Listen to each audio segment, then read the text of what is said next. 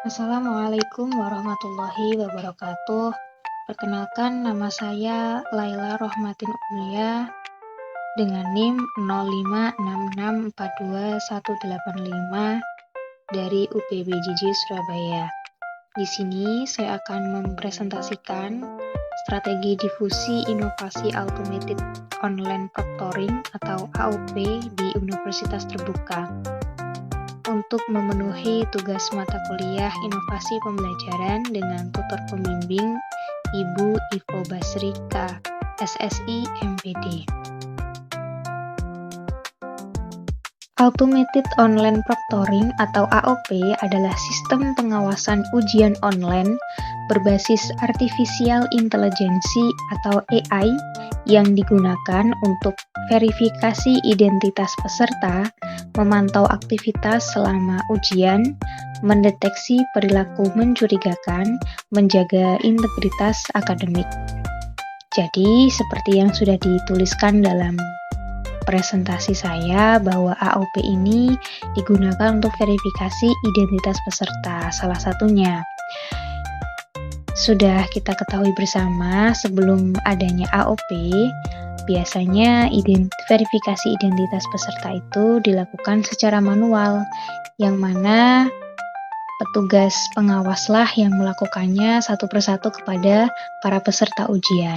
Namun dengan adanya AOP ini, maka biasa yang sudah dilaksanakan saat ini adalah melakukan scan barcode dari identitas peserta didik atau peserta ujian tadi, sehingga di situ sudah terdeteksi identitas dari peserta ujian. Yang kedua, memantau aktivitas selama ujian. Jadi, pengawas online atau AOP ini biasanya melakukan pengawasan secara jarak jauh dengan bantuan kamera yang sudah dipasang berada pada ruang ujian tersebut, sehingga aktivitas ujian akan dapat diawasi melalui kamera-kamera yang sudah terpasang. Lalu berikutnya mendeteksi perilaku mencurigakan, yang mana di sini biasanya juga menggunakan bantuan kamera yang biasanya mengawasi gerak-gerik bagian tubuh yang mencurigakan. Contohnya seperti pergerakan bola mata, pergerakan mulut, terus pergerakan wajah kepala yang mungkin hanya bergerak pada satu titik tertentu. Nah, ini bisa mencurigakan sehingga bisa terdeteksi oleh AOP. Yang keempat yaitu menjaga integritas akademik ya. Jadi dengan adanya AOP maka integritas lebih meningkat karena pengawasan langsung terstruktur atau terkoordinasi dengan pusat.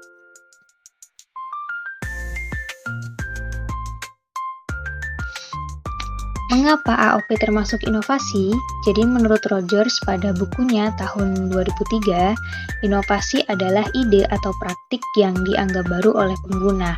Nah, AOP ini termasuk inovasi karena menggunakan teknologi AI dalam pengawasan ujian, mengubah sistem pengawas ujian yang sebelumnya biasanya menggunakan pengawas manusia yang secara manual, maka di sini AOP mengubahnya menjadi sistem teknologi AI dan meningkatkan efisiensi, keamanan, serta kredibilitas ujian daring.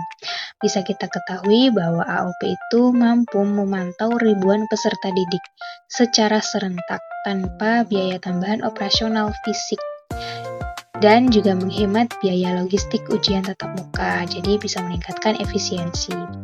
Yang berikutnya keamanan. Jadi AOP ini bisa mendeteksi keamanan dan kredibilitas ujian daring ya. AOP ini bisa mendeteksi kecurangan lebih konsisten dibandingkan pengawas manusia.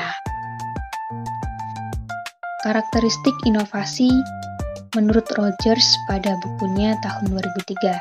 Keberhasilan adopsi inovasi dipengaruhi oleh 5 karakteristik. Yang pertama adalah relative advantage atau keunggulan. AOP ini mampu memantau ribuan peserta didik secara serentak tanpa biaya operasional fisik tambahan. Lalu juga bisa menghemat biaya logistik ujian tatap muka, dan berikutnya adalah bisa mendeteksi kecurangan lebih konsisten dibandingkan pengawas manusia. Yang kedua adalah compatibility atau kesesuaian. Jadi AOP ini sudah sesuai dengan visi UT sebagai ODL institution. Namun sebagai mahasiswa tidak terbiasa dengan pengawasan berbasis AI, perlu adanya penyesuaian infrastruktur, terutama di daerah terpencil. Yang ketiga adalah complexity atau kompleksitas. Jadi AOP ini dari sisi mahasiswa cukup kompleks karena melibatkan instalasi perangkat lunak, pengaturan kamera, dan juga koneksi internet yang stabil. Kalau dari sisi institusi, kompleks dalam pemeliharaan sistem dan keamanan data. Yang keempat ada trialability atau uji coba. UT telah merencanakan uji coba terbatas sebelum implementasi penuh. Jadi simulasi ujian ini dapat dilakukan sebagai pretest sebelum ujian sesungguhnya. Dan yang terakhir adalah observability atau kemudahan diamati. Hasil dari pengawasan ujian AOP ini berupa laporan integritas ujian yang lebih terstruktur dan transparan. Namun proses ini merupakan proses internal AI yang sulit dilihat oleh mahasiswa. Gitu. Analisis AOP berdasarkan Rogers. Di sini disebutkan 5 karakteristik. Yang pertama, relative advantage.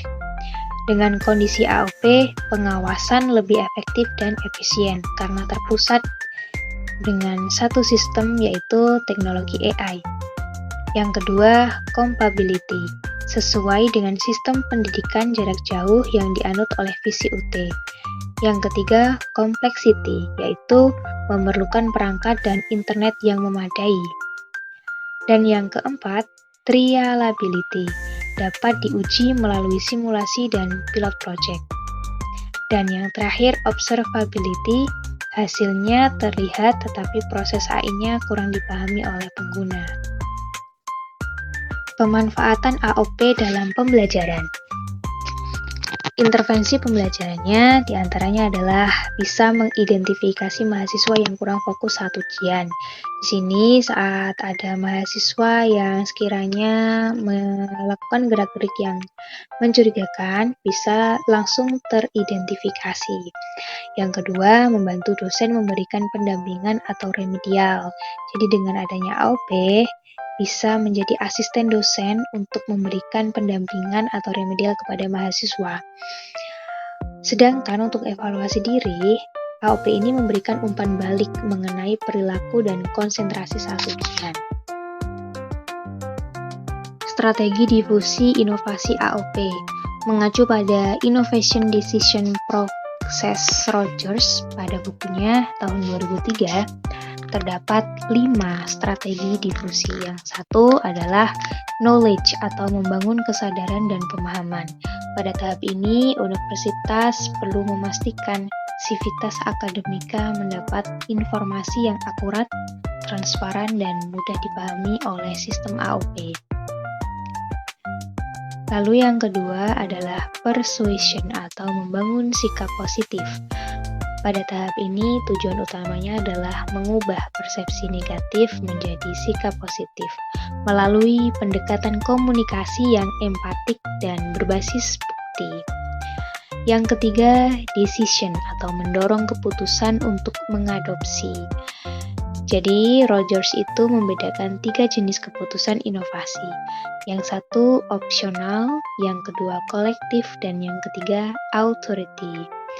Untuk AOP di UT sendiri, keputusan bersifat authority atau ditentukan oleh institusi.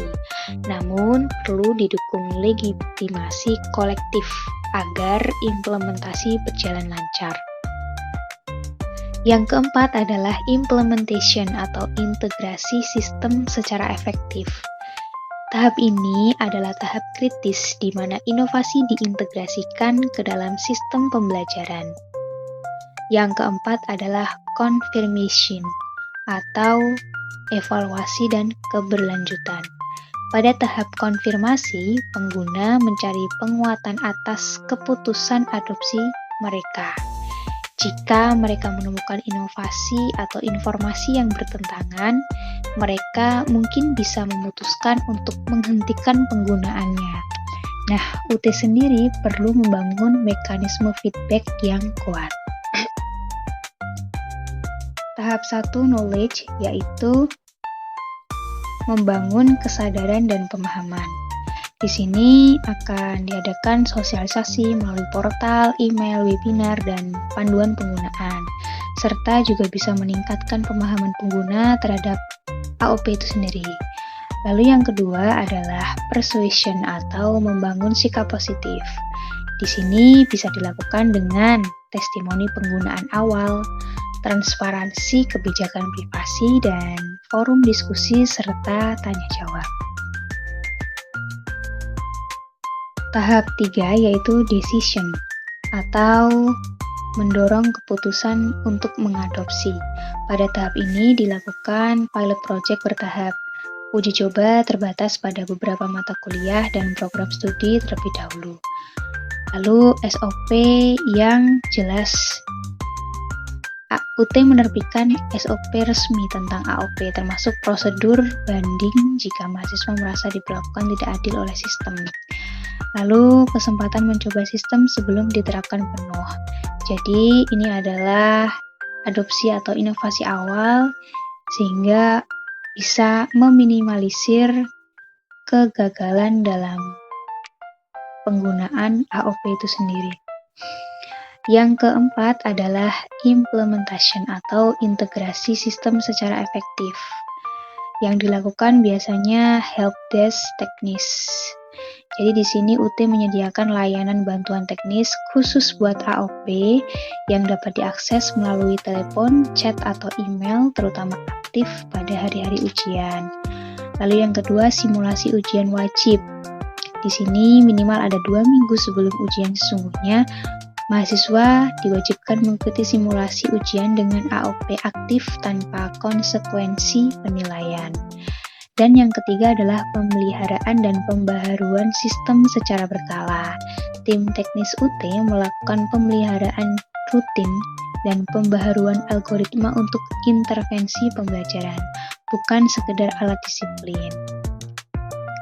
Tahap kelima adalah confirmation atau evaluasi dan keberlanjutan. Pada tahap ini dilakukan beberapa kegiatan, diantaranya adalah survei kepuasan berkala. Dilakukan setiap semester kepada mahasiswa dan dosen untuk mengukur kepuasan, kekhawatiran yang masih ada, dan saran perbaikan untuk sistem pada UT itu sendiri. Yang kedua adalah laporan transparansi penggunaan AOP. Jadi, UT menerbitkan laporan publik tentang kinerja AOP, termasuk statistik deteksi kecurangan atau false positive rate dan langkah perbaikan yang telah diambil. Yang ketiga adalah audit sistem secara berkala. Secara periodik, UT mengundang pihak ketiga untuk yang independen untuk mengaudit algoritma AOP guna memastikan tidak ada bias sistemik dalam pendeteksian perilaku. Dan yang terakhir adalah perbaikan kebijakan berdasarkan masukan pengguna. Nah, ini biasanya UT juga berdasarkan feedback yang diberikan dari mahasiswa, UT melakukan revisi SOP dan kebijakan AOP setiap tahun akademiknya.